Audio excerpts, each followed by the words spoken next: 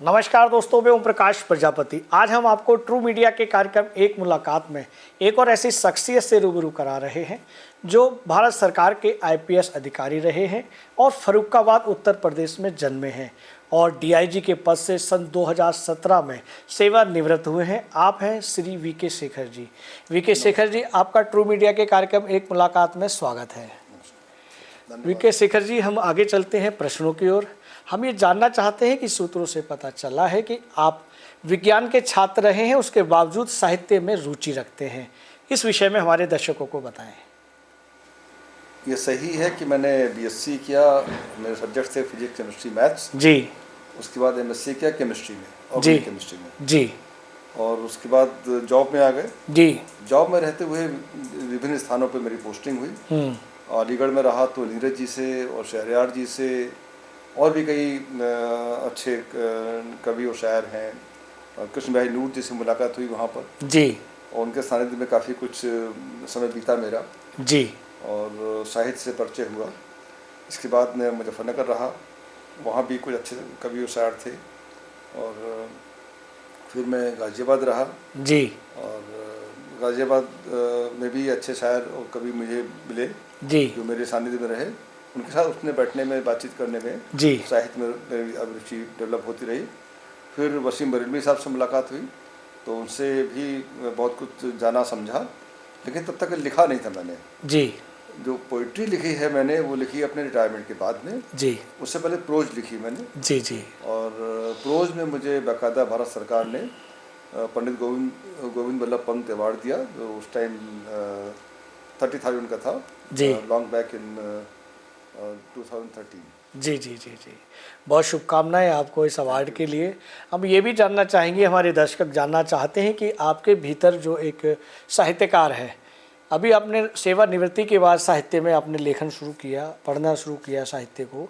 आपके भीतर ये साहित्यकार, एक कलमकार, एक साहित्य प्रेमी कब से छुपा हुआ बैठा था? कब आपको इस बात का एहसास हुआ? मेरा मानना है कि साहित्यकार तो प्रत्येक व्यक्ति के अंदर होता है जी। उसके पर्सनैलिटी का एक बहुत ही अंतरंग हिस्सा होता है वो। जी जी। और उसे जब मौका मिलता है, सही मौका मिलता है और उस कंडीसिव माहौल में जी एक साहित्यकार का रूप जब अब एक शेप ले लेता है। जी जी जी। तो मैंने जैसे कि बताया आपको कि जब मैं सर्विस में रहा तो प्रोज में लिखा है मैंने, बाकायदा भारत सरकार ने मुझे अवार्ड दिया है। जी जी। और रिटायरमेंट के बाद मैंने पोइट्री को समझा, जाना और उसको लिखना प्रारंभ किया। अब तक मेरी पोइट्री की 5 किताबें पब्लिश्ड हैं। जी जी। शेखर जी, हम ये भी जानना चाहते हैं कि जब आप आईपीएस अधिकारी रहे थे, एक प्रशासनिक तौर पर आप जिम्मेदार पद पर रहे हैं, तो उस दौरान कभी ऐसा कोई हादसा, ऐसी कोई परिस्थितियां बनी कि जब आपके मन से, आपके दिल से कुछ शब्द बने हों, कुछ कभी छोटी मोटी कोई कविता रची गई हो और जो आपको याद रही हो, आपने नोट किया हो इस बात को? कविता मन में ज़रूर उपजी है जी। लेकिन सच्चाई यह है कि जब तक उसको हम एक शेप न दें जी जी तब तक वो कविता कहलाती नहीं। जी जी। भाव तो उपजे और उनको प्रोज के रूप में लिखा भी मैंने जी, लेकिन कविता एक टेक्निकल विधा है और उसमें भी मैं शायरी ज़्यादा करता हूँ जी। तो गज़ल लिखने के अपने नियम हैं जी। जब तक उन नियमों का पूरा पालन नहीं होगा, उनके अनुरूप नहीं लिखा जाएगा, तब तक हम उसको शायरी नहीं कह सकते जी जी जी। इसी तरह कविता भी जो है छंद के अनुसार है, तो उसमें छंदों के नियमों का पालन करना होगा जी। अगर ये अतुकांत है या छंदों से मुक्त है तो उसके भी अपने को सिस्टम होता है, कोई एक परिपाटी होती है, एक परंपरा होती है जी। कोई कविता किसी भी शब्दों के समूह कविता नहीं कह सकते। क्या बात है। कविता में तो उसमें जो उसकी टेक्निकल डिटेल्स हैं, जो शर्तें हैं, उनका पालन करना ही होगा, मेरा अपना मानना है जी जी। शेखर जी, हम आगे चलते हैं। अभी आपने कहा कि आप गज़ल लिखते हैं। गज़ल के बारे में भी एक कुछ ऐसी भ्रांतियाँ हैं कि उर्दू गज़ल और हिंदी गज़ल करके लोग पुकारते हैं कि मैं उर्दू गज़ल आपको सुनाता हूँ, हिंदी गज़ल सुनाता हूँ। तो ये उर्दू और हिंदी गज़ल के मायने क्या हैं, इनमें क्या डिफरेंट है? जी, मेरा अपना स्पष्ट मानना है कि दोनों ही भाषाएं जी, हिंदी और उर्दू जी, इनका उद्गम स्थल जो है वो पश्चिमी उत्तर प्रदेश और दिल्ली के आसपास के इलाका है जी। और उर्दू का शाब्दिक अर्थ होता है लश्कर, तंबू। जी। तो पहले जो मर्सनरी जो आर्मी आया करती थी जी, किराए, जिसमें लोग पैसे लेके सैनिक बनते थे जी, उसमें विभिन्न स्रोतों से सैनिक आते थे। जी, तो विभिन्न स्रोतों में लोग जो इकट्ठे हुए और एक तंबू में, एक लश्कर में रहते थे, एक साथ मूव करते थे, फाइट करते थे। तो उनमें आपस में जो बातचीत से जो के लिए जो एक भाषा की अवस्था हुई उसमें, जी, और अपने आप जो ग्रो की है वो भाषा उर्दू है। जी, इसकी स्क्रिप्ट जो है, इसकी वर्तनी, ये लिपि जो है इसकी, वो अरेबिक है। जी, और हिंदी जो है ये भी ऐसा नहीं कि जो हिंदी हम देख रहे हैं ये स्वरूप हमेशा से रहा हो। जी, कई भाषाओं के रूप बदलते बदलते बदलते बदलते अब ये खड़ी बोली हिंदी हमारे सामने है, जी, जो आमतौर पर हम लोग बोलते हैं। जी, और मैं दोनों में कोई खास अंतर नहीं मानता, दोनों की व्याकरण एक है। जी, हाँ, शब्दों के स्रोत अलग अलग थोड़ा है, जी, जी, और उससे ही कोई भाषा नहीं बदल जाती। भाषा बदलती है उसके क्रिया से और सहायक क्रिया से, इनसे भाषा बनती है। जी, ये दोनों एक जैसी ही हैं, जी, मैं इनमें कोई खास अंतर नहीं मानता। जी, और मेरा बड़ा स्पष्ट मानना है कि हम लोग प्रायः हिंदुस्तानी इस्तेमाल करते हैं। हिंदुस्तानी में जो भी लिखा जाता है वो सबकी समझ में आता है, सब उसको आसानी से अपनी बात को कह पाते हैं और समझने वाला समझ पाता है। जी, अगर कोई शुद्ध हिंदी लिखना चाहेगा जिसमें उर्दू कोई शब्द ना हो, तो मुझे लगता है कि आसानी से वो एक वाक्य नहीं लिख पाएगा। जी, पैराग्राफ तो लिख ही नहीं पाएगा। जी, जी, जी, उसमें उर्दू शब्द आ ही जाएंगे। बिल्कुल, बिल्कुल, और अगर वो लिखेगा पैराग्राफ जिसमें केवल उसमें शब्द संस्कृत निष्ठ होंगे, तो वो किसी की समझ में नहीं आएगा। जी, वो व्यवहारिक नहीं होगा। व्यवहारिक भाषा हमारी जो है आम भाषा में नहीं चल पाएगा। जी, प्रचलन जो भाषा हमारे यहाँ हिंदुस्तान में है इस वक्त, जी, जी, जी, इंडिया में है या भारत में है, वो हिंदुस्तानी है, जिसमें दोनों स्रोतों के शब्द हैं, व्याकरण एक जैसी है। तो मैं कोई खास इसमें अंतर नहीं मानता। वाह, मैं जो लिखता हूँ वो हिंदुस्तानी है वो भाषा, उसको हिंदी भी कह सकते हैं आप, क्योंकि भाषा के कई स्वरूप होते हैं, तो उसको हिंदी भी कहा जा सकता है। बिल्कुल, बिल्कुल, और जो शुद्धता के बहुत ज़्यादा हामी भरने वाले हैं, मेरा उनसे कहना है कि वो भाषा व्यवहारिक नहीं होगी। जी, जी, जी, और व्यवहारिक भाषा लिखता हूँ। बिल्कुल। पूरे हिंदुस्तान में अगर अपनी बात को, अपनी भाषा को या अपने भाव को प्रकट करना है तो उसे हिंदुस्तानी भाषा में किया जाए, ताकि वो ज़्यादा से ज़्यादा लोगों तक पहुंच सके। और मेरी गज़लों में इंग्लिश के शब्द भी आए हैं। जी, जी, और मैं कहना चाहूँगा कि अगर शब्द को देखें इंग्लिश का हम कोई भी अच्छा, तो उसमें हर साल हिंदी के सैकड़ों शब्द उसमें शामिल हो जाते हैं। जी, बिल्कुल, जुड़ते हैं, हर साल जुड़ते रहते हैं। बिल्कुल, तो बिल्कुल, भाषा का ऐसे विकास होता है, हम बहुत ज़्यादा उसको सीमित संकुचित नहीं कर सकते। जी, तो भाषा एक जीवंत मुझे लगती है एक क्षेत्र है, भाषा का क्षेत्र, और इसमें निरंतर परिवर्तन होते रहते हैं। जो भाषा जड़ हो जाती है फिर मृतप्राय हो जाती है। जी, जी, और फिर वो किसी काम की नहीं रहती। बहुत अच्छे। शेखर साहब, हम आगे बढ़ते हैं प्रश्नों की ओर कि जैसा आपने बताया कि अपने आप कार्य क्षेत्र में विभिन्न राज्यों में आप घूमे हैं, तो एक अगला प्रश्न हमारा ये है कि आप जिस तरह से विभिन्न राज्यों में विभिन्न वरिष्ठ साहित्यकारों से आप मिले हैं, उनके विचार आपने लिए हैं, बहुत कुछ आपने सीखा है, उसके बाद ही आपने साहित्य को गढ़ा है। आप साहित्य के क्षेत्र में अपना आदर्श किन्हें मानते हैं?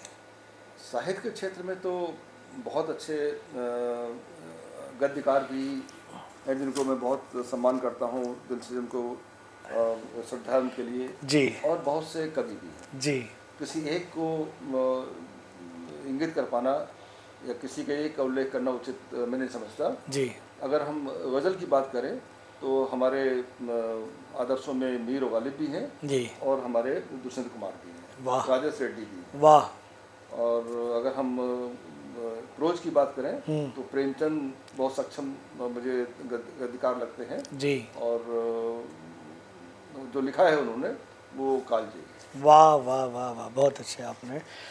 हमारे दर्शक शेखर जी चाहते हैं कि आप अपनी कुछ जो रचनाएं, हालांकि हर रचनाकार की सभी रचनाएं बड़ी महत्वपूर्ण होती हैं, एक बेटे बेटी की तरह, परिवार की तरह होती हैं, लेकिन उनमें भी कोई एक विशेष कुछ आप हमारे दर्शकों को सुनाएं, चाहे वो कविता है, चाहे वो शायरी है, चाहे आपकी गज़लें हैं, कुछ चंद रचनाएं, चंद लाइनें हमारे दर्शकों को आप सुनाएं ताकि वो भी इसका आनंद ले सकें। इल्म के साथ जब फिक्र भी आ गई, वाह, शायरी में लगा जान सी आ गई। क्या बात है, क्या बात है, वाह वाह। एक बार और शेखर साहब। इल्म के साथ जब फिक्र भी आ गई, शायरी में लगा जान सी आ गई। वाह वाह वाह। देर तक उसने मुझको न सोने दिया, देर तक उसने मुझको न सोने दिया, जी। फिर जगाने मुझे रोशनी आ गई। वाह वाह वाह वाह वाह। आज मकतूल पे जुर्म साबित करे, आज मकतूल पे जुर्म साबित करे, किस गिरावट पे ये मुंसिफी आ गई। वाह वाह वाह वाह वाह वाह। जो है कातिल उन्हें वो मसीहा लगे, आहा। जो है कातिल उन्हें वो मसीहा लगे। जी। दोस्तों किस कदर बेखुदी आ गई। वाह वाह वाह वाह। एक बार और इसकी पुनरावृत्ति करें। उनको देखा तो ये मोजिजा हो गया, आहा। उनको देखा तो ये मोजिजा हो गया। वाह। लब हिले और मुझे शायरी आ गई। वाह वाह वाह वाह तो वाह ये वाह मोजिजा हो वाह। गया। बहुत अच्छे बहुत लब अच्छे। हिले और मुझे शायरी आ गई। इल्म के साथ जब फिक्र भी आ गई, शायरी में लगा जान सी आ गई। वाह वाह वाह वाह। हम चाहेंगे एक आध और शेर हमारे दर्शकों को सुनाएं। वो हमें दिखता नहीं पर देखता है दोस्तों। आहा। वो हमें दिखता नहीं पर देखता है दोस्तों, जो दिया उसने वो कर्मों से सिवा है दोस्तों। वाह वाह वाह वाह वाह वाह वाह। जो है तुम में वो है मुझ में, देखना है देख लो। वाह। जो है तुम में वो है मुझ में, देखना है देख लो। वाह। आत्मा जल क्षिति गगन पावक हवा है दोस्तों। वाह वाह वाह वाह। क्या बात है। जो क्या है तुम्हें वो है मुझ में, देखना है देख लो। आत्मा जल क्षिति गगन पावक हवा है दोस्तों। वाह वाह वाह वाह वाह वाह। कितने पैगंबर हैं भेजे, कितने पैगंबर हैं भेजे, जी। उसने फिर भी क्यों यहाँ। कितने पैगंबर हैं भेजे उसने फिर भी क्यों यहाँ। वाह। आदमी अब तक गुनाहों में फंसा है देखो। क्या बात है क्या बात है। बढ़िया बढ़िया बढ़िया। गुनाहों में फंसा है दोस्तों। बहुत अच्छे बहुत अच्छे। कितने पैगंबर हैं भेजे उसने फिर भी क्यों यहाँ। आदमी अब तक गुनाहों में फंसा है दोस्तों। वाह। काम को जो कर रहा है मान के पूजा, काम को जो कर रहा है मान के पूजा, उसे हर बुलंदी के लिए रास्ता मिला है दोस्तों। क्या बात है क्या बात है। हर बुलंदी के लिए रास्ता बहुत अच्छे बहुत अच्छे बहुत अच्छे। क्यों क़यामत के ही मुझको अदल से समझा रहे, क्यों क़यामत के ही मुझको अदल को समझा रहे, क्यों क़यामत के ही मुझको अदल को समझा रहे। जी। जिंदगी में भी गुनाहों की सजा है दोस्तों। वाह वाह वाह। जिंदगी में भी गुनाहों की सजा। बहुत अच्छे बहुत अच्छे बहुत अच्छे। क्या कभी संभव है ऐसा का उतरना सोच लो। क्या कभी संभव है ऐसा का उतरना सोच लो। उसका जो तुमको बिना मांगे मिला है दोस्तों। वाह वाह वाह वाह वाह। जो तुमको बिना मांगे। बहुत अच्छे बहुत अच्छे बहुत अच्छे। क्या कभी संभव है ऐसा का उतरना सोच लो। उसका जो तुमको बिना मांगे मिला है दोस्तों। वाह वाह वाह। क्यों ये नाटक कर रहे हो जिसमें जहाँ होते हुए। क्यों ये नाटक कर रहे हो जिसमें जहाँ होते हुए। कर्म को पूजा तो धर्मों ने कहा है दोस्तों। वाह वाह वाह वाह। पूजा तो धर्मों ने कहा है दोस्तों। बहुत अच्छे बहुत अच्छे। हाथ की रेखाएं तो बनती बिगड़ती कर्म से, हाथ की रेखाएं तो बनती बिगड़ती कर्म से, सबने कर्मों से ही किस्मत को लिखा है दोस्तों। वाह वाह वाह। बहुत अच्छे बहुत अच्छे बहुत अच्छे दोस्तों। इश्क से दुनिया बनी है, इश्क से कायम है ये। बिल्कुल क्या कह दिया आपने। वाह। इश्क से दुनिया बनी है, से कायम है। इश्क के ही नूर से हर गुल खिला है दोस्तों। वाह वाह वाह। इश्क के ही नूर से हर गुल खिला है दोस्तों। बहुत खूब बहुत खूब बहुत। एक रब ने ही बनाया सबको यद कहते हो तुम। एक ही रब ने बनाया सबको यद कहते हो तुम। आज इंसा क्यों ये इंसा से जुदा है दोस्तों। वाह वाह वाह वाह वाह। इंसा से जुदा है। वाह शेखर साहब बहुत अच्छे बहुत अच्छे। इंसा से जुदा है। बहुत अच्छे बहुत अच्छे। वो हमें दिखता नहीं। जी बिल्कुल बिल्कुल। क्या बात है। हमें दिखता नहीं देखता है दोस्तों। जो दिया उसने वो कर्मों से सिवाय दोस्तों। वाह वाह वाह वाह वाह। बहुत अच्छे बहुत अच्छे बहुत अच्छे। शेखर जी बहुत अच्छी आपकी शायरी है जो मन करता है कि हम सुनते रहें, लेकिन ऐसा संभव नहीं है क्योंकि साक्षात्कार की कुछ समय सीमा होती है। हम प्रश्नों की ओर फिर से लौटते हैं। हम आपसे ये जानना चाहते हैं कि वर्तमान में जो नावांकुर साहित्यकार हैं, वर्तमान में जो नावांकुर साथी लोग हैं जो साहित्य को सीख रहे हैं और साहित्य को लिख रहे हैं, उन्हें आप क्या संदेश देना चाहते हैं। उनके लिए संदेश मेरा ये बहुत आसान है जी कि कोई भी काम बगैर मेहनत के नहीं होती। जी। कोई भी काम बगैर मेहनत के संभव ही नहीं है। जी। कोई भी उपलब्धि अगर प्राप्त करना चाहता है तो उसको मेहनत करनी पड़ेगी। बिल्कुल बिल्कुल। कोई शॉर्टकट नहीं। वाह। वो इनको जाने, जिस विधा में लिख रहे हैं उसके नियमों को जाने जी, और अपनी अनुभूतियों को सूक्ष्म करें जी। जो जनजीवन में घटित हो रहा है जी, जिनसे जनजीवन प्रभावित होता है जी, ज़्यादा प्रभावित होता है, उनके बारे में सोचें समझें और उनको अपनी अभिव्यक्ति में ढालें। वाह। तभी अच्छा साहित्य रचा जा सकता है, जबकि वो वर्तमान की सरोकारों से जिसका संबंध होगा और उससे इंसानियत का कोई विकास संभव हो पाएगा। वाह। वही साहित्य, मेरे विचार में वही साहित्य है जिसमें समाज का हित। बहुत अच्छे, बहुत अच्छे। शेखर जी, हम आगे बढ़ते हैं कि जैसा कि आजकल वर्तमान में सोशल मीडिया पर बहुत सारा साहित्य लिखा जा रहा है, चाहे वो फेसबुक हो, चाहे ट्विटर हो या अन्य कई साधन हो।